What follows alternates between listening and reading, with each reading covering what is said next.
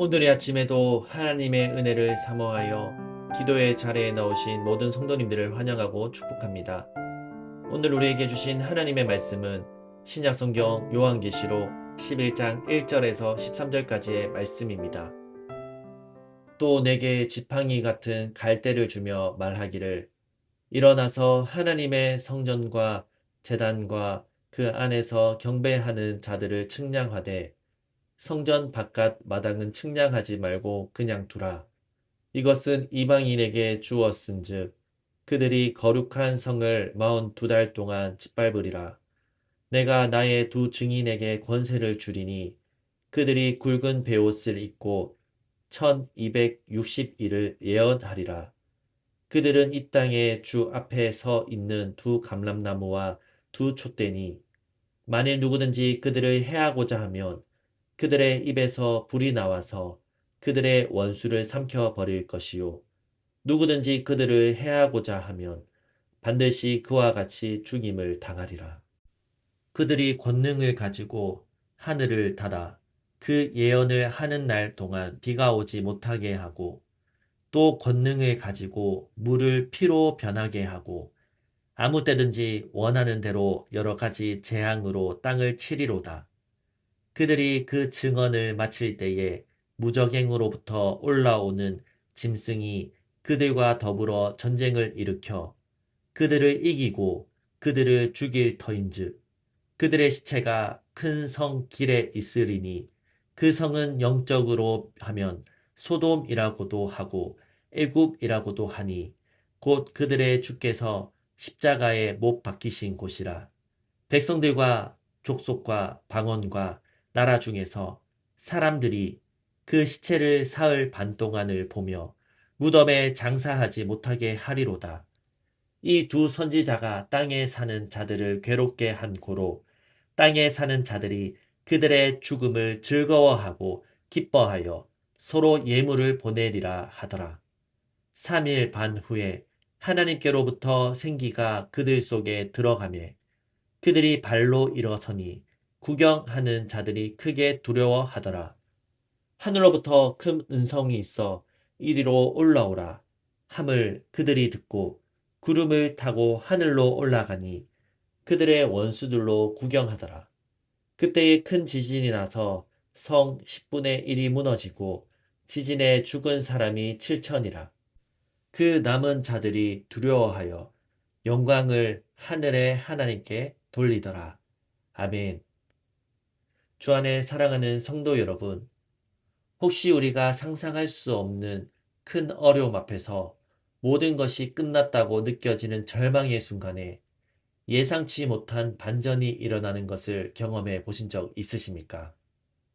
마치 칠흑 같은 어둠 속에서 한 줄기 빛이 비추어지고 쓰러진 자가 다시 일어서는 기적과 같은 순간 말입니다. 우리는 이 땅을 살아가면서 우리의 힘으로는 도저히 감당할 수 없는 거대한 문제와 마주할 때가 있습니다. 그때 우리는 낙심하고 좌절하며 때로는 모든 것을 포기하고 싶은 마음이 들기도 합니다. 그러나 오늘 우리가 함께 나눌 요한계시록 11장 1절에서 13절의 말씀은 세상이 아무리 소리치며 우리가 끝났다고 말할지라도 우리 하나님은 결코 무기력한 분이 아니시며 오히려 그때부터 새로운 역사를 시작하신다는 놀라운 진리를 선포하고 있습니다. 오늘 본문을 통해 우리 주님께서 우리에게 주시는 은혜의 사실 세 가지를 함께 나누고자 합니다. 첫 번째 은혜의 사실입니다. 하나님은 당신의 것을 당신의 방식으로 보호하십니다. 요한계시록 11장 1절과 2절을 보십시오. 사도 요한에게 갈대와 같은 지팡이를 주시며 하나님의 성전과 제단 그리고 그 안에서 경배하는 자들을 측량하라고 명령하십니다. 그러나 바깥 마당은 측량하지 말라고 하시죠. 왜 그렇습니까? 그곳은 이방인들에게 주어져 거룩한 성이 짓밟힐 것이기 때문입니다. 여러분, 이 얼마나 역설적인 상황입니까? 세상의 눈으로 볼 때 바깥 마당은 이방인들에게 내어주어 짓밟히는 것처럼 보입니다. 하나님의 백성들이 핍박당하고 세상의 거친 파도에 휩쓸리는 것처럼 느껴질 때가 있습니다. 그러나 중요한 것은 무엇입니까?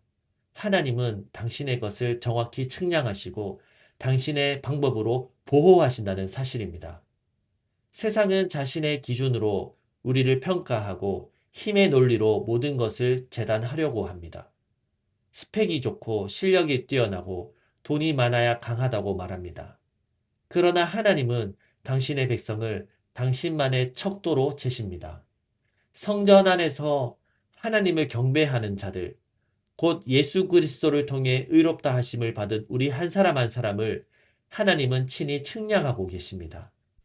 하나님은 우리의 약함조차도 아시며 우리의 부족함에도 불구하고 우리를 부끄러워하지 않으십니다.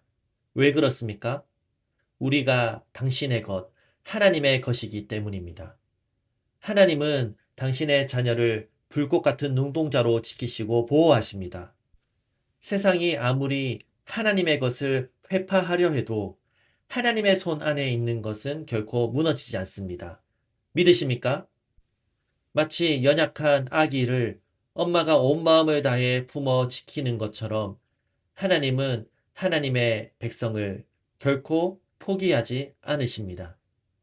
두 번째 은혜의 사실입니다. 하나님은 당신의 증인을 당신의 능력으로 세우신다는 것입니다. 이어지는 3절부터 6절을 보십시오. 하나님께서 당신의 두 증인에게 권능을 주셔서 1260일 동안 굵은 베옷을 입고 예언하게 하십니다. 이들은 땅의 주 앞에 서 있는 두 감람나무와 두 촛대라고 불리며 입에서 불을 내어 원수를 소멸하고 하늘을 닫아 비를 오지 않게 하며 물을 피로 변하게 하고 원하는 대로 모든 재앙으로 땅을 칠 권세를 가집니다. 여러분, 굵은 베옷을 입고 예언하는 이들의 모습은 연약하고 초라해 보일 수 있습니다. 마치 사도 바울이 고난과 약함 가운데 있었던 것처럼 말입니다. 그는 자신의 약함을 오히려 자랑했습니다. 그러나 이 약함은 오히려 하나님의 능력이 온전해지는 통로가 됩니다. 세상은 강함을 추구하고 약해지면 버려질까 두려워하지만 하나님은 우리가 약할 때도 우리를 버리지 않으시고 사랑하십니다. 오히려 그 약함 속에서 하나님의 능력이 머물게 하시고 우리가 감당할 수 없는 놀라운 일들을 행하게 하십니다. 이 두 증인의 권능은 그들 자신의 것이 아니라 하나님께로부터 온 것입니다. 우리 역시 마찬가지입니다. 하나님은 우리를 사명자로 부르셨고 우리에게 그 사명을 감당할 능력을 주셨습니다. 우리가 보기에 우리의 실력은 보잘것없고 우리의 능력은 한계가 많아 보일지라도 하나님이 우리와 함께 하시면 우리는 모든 것을 할 수 있습니다.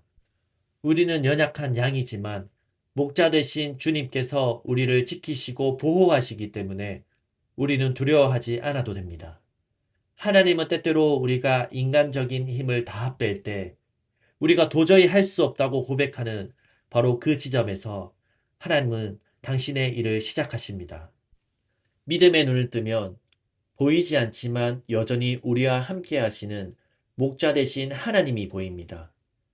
우리의 연약함이 결코 하나님의 계획을 좌절시키지 못합니다. 오히려 그 연약함이 하나님의 강함을 드러내는 무대가 됩니다. 세 번째 은혜의 사실입니다. 세상의 조롱과 승리는 결코 최종적인 것이 아닙니다. 7절부터 10절을 보십시오. 이 두 증인이 증언을 마칠 때 깊은 구렁에서 올라오는 짐승이 그들과 싸워 이기고 죽입니다.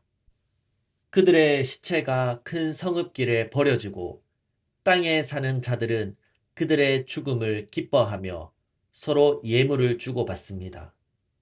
세상은 그들의 죽음을 보며 기뻐하고 환호했습니다. 왜냐하면 이 두 예언자가 그들을 괴롭게 했기 때문입니다. 마치 다윗이 골리앗을 무너뜨렸을 때 사울이 다윗을 시기하고 질투했던 것처럼 또는 예수님께서 십자가에 달리셨을 때 사탄이 이겼다고 생각했던 것처럼 세상은 의인의 고난과 실패를 보며 자신들의 승리인 양 자축합니다. 그러나 하나님의 시선은 세상의 시선과 완전히 다릅니다. 11절과 12절을 보십시오. 3일 반 후에 하나님께로부터 생명의 호흡, 생기가 그들 속에 들어가매 그들이 발로 일어서니 구경하는 자들이 크게 두려워합니다. 그리고 하늘로부터 큰 음성이 들려 이리로 올라오라 하시니 그들이 구름을 타고 하늘로 올라갑니다. 그들의 원수들도 이것을 구경합니다. 이것이야말로 하나님의 극적인 반전입니다. 세상이 끝났다고 조롱하던 바로 그 순간 하나님이 다시 시작하시는 것입니다. 예수님께서도 죽음을 이기시고 사흘 만에 부활하셔서 제자들의 가치관을 완전히 바꾸셨던 것처럼 주님의 증인들도 죽음을 넘어 부활하고 승천하는 영광을 누리게 됩니다. 우리는 죽음 이후에도 부활이 있고 영생이 있으며 천국에서 하나님이 우리를 기다리고 계심을 믿습니다. 이 땅에서의 고난과 슬픔, 이해할 수 없는 아픔이 다가 아님을 믿는 것, 우리에게는 흔들리지 않는 천국의 소망이 있습니다. 세상의 눈에는 실패처럼 보여도 하나님께서는 그것을 영광으로 바꾸시는 놀라운 분이십니다. 마지막 13절을 보십시오. 바로 그때 큰 지진이 나서 성 10분의 1이 무너지고 지진에 죽은 사람이 7,000명이나 됩니다. 그 남은 자들이 두려워하여 하늘의 하나님께 영광을 돌립니다. 하나님의 심판은 단순한 파괴가 아닙니다. 그것은 회개하지 않는 자들에 대한 의로운 보응이며 동시에 남은 자들에게는 하나님께 영광을 돌릴 기회가 됩니다. 하나님은 오래 참으시지만 끝까지 참지는 않으시며 하나님의 때가 되면 반드시 공의로운 심판을 행하십니다. 하나님의 심판은 결국 하나님의 공의를 드러내고 하나님의 이름을 높이는 수단이 됩니다. 주 안에 사랑하는 성도 여러분, 우리가 살아가는 이 세상은 만만치 않습니다. 우리를 흔들고 넘어뜨리려는 세속적인 가치관과 악한 세력들이 도처에 있습니다. 그러나 두려워하지 마십시오. 우리의 삶의 성패는 우리의 실력이나 능력에 달려있는 것이 아니며 오직 하나님께 달려 있습니다. 우리가 해야 할 일은 오직 하나님만을 경외하고 그분으로 인하여 즐거워하며 그 주님의 말씀에 순종하는 것입니다. 다니엘이 포로된 바벨론 땅에서도 끝까지 사명 따라 살며 두려움을 이겼던 것처럼 우리 역시 하나님께서 우리 각자에게 맡기신 사명의 자리를 굳건히 지키고 흔들림 없는 믿음으로 나아가시기를 축원합니다. 하나님은 당신의 거대한 시간표대로 우리의 인생과 전 우주의 역사를 주관하고 계시는 만왕의 왕이십니다.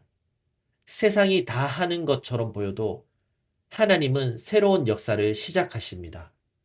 이 놀라운 진리를 붙잡고 믿음으로 승리하시는 저와 여러분 되시기를 주님의 이름으로 간절히 축원합니다. 기도하겠습니다. 살아계신 하나님 아버지, 세상이 끝났다고 외치는 순간에도 새 일을 행하시는 주님의 능력을 찬양합니다. 우리의 약함을 아시고도 굳게 품으시니 감사하며 주님이 측량하신 성전 안에서 흔들리지 않는 믿음으로 서게 하옵소서. 절망 속에서도 다시 일으키시는 부활의 권능을 기억하며 맡기신 사명에 굵은 베옷을 입고 담대히 서는 증인이 되게 하옵소서. 그리고 우리 개인의 기도 제목을 놓고 우리의 가정과 다음 세대 자녀들, 청년들을 위해 기도해 주십시오. 또한 우리 사김의 교회가 계속해서 하나님이 기뻐하시는 교회로 세워질 수 있도록 기도해 주시기 바랍니다. 마지막으로 나라와 민족과 온 열방에 하나님의 나라가 세워지기를 한마음과 한뜻으로 기도하며 나아가시겠습니다. 함께 기도하시겠습니다.